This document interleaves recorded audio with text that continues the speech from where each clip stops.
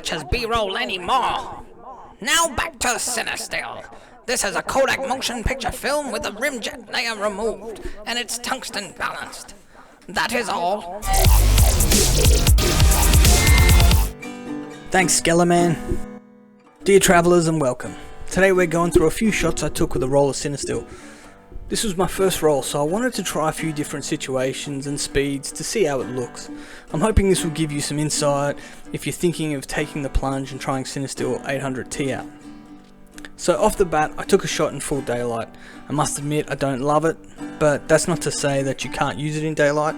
I know there's some guys that shoot with this during the day and get some good results, but if you want to play it safe, I wouldn't.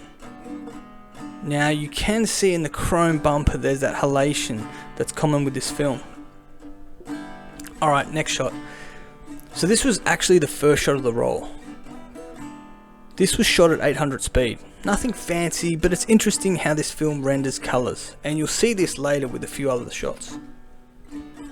So now we get into comparing a few different speeds. I was seeing what other people shot this film at and saw a lot of people were shooting it at 500 speed. So I took this initial shot at 800 and the next shot at 500.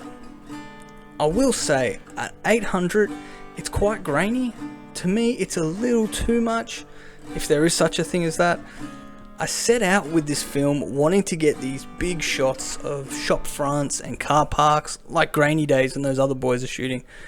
But I find on 35mm film it's a little difficult as the grain is quite large. I would advise that if you shoot 35mm, keep your composition and subject simple and clean. If you want to do larger cityscapes, I'd say to go for a 120 film at like 6x6, 6x7 or something higher. So now, looking at the next shot, this was shot at 500 speed. The first thing I noticed was the colour difference and the grain looks tighter. So that's quite interesting. Personally me, I kind of prefer the 800 shot. It was a little bit more moodier. Anyway, next shot. Okay, so moving along, we have a shop front here. First shot at 800. Now the sky in reality was actually quite dark, but it really shows through. This was like 4:30 AM when it was taken. For me, I wouldn't shoot this film in twilight conditions. Even the smallest amount of natural light can really show through. So the next frame is shot at 500. Again, it looks a bit sharper and the iconic Cinestill vibe is accentuated. So doing a bit more digging around, and a guy mentioned that he shoots it at 1500 speed to get a sharper image. He goes on to say that he personally doesn't mind the extra grain. So I thought I'd try a few shots at 1500. Now I will say that there was some natural light in the sky. I'd say it was about 5 AM at this stage. Interestingly, the images look pretty sharp in some of them, possibly because of the extra natural light.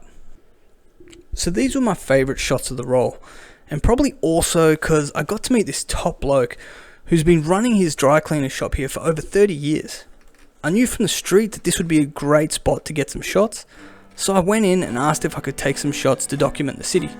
He was so cool about it, as if he'd been asked 1,000 times before, and he began to give me a quick rundown memory lane of all the old shops and business owners that used to be on the street.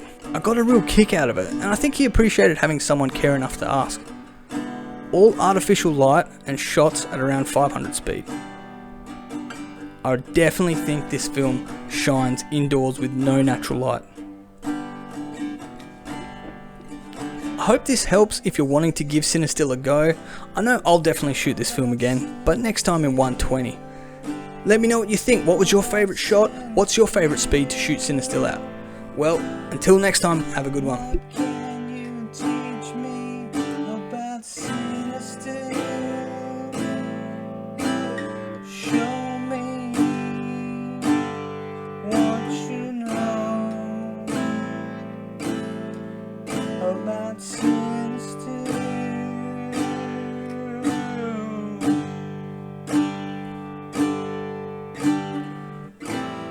Do you shoot it at night?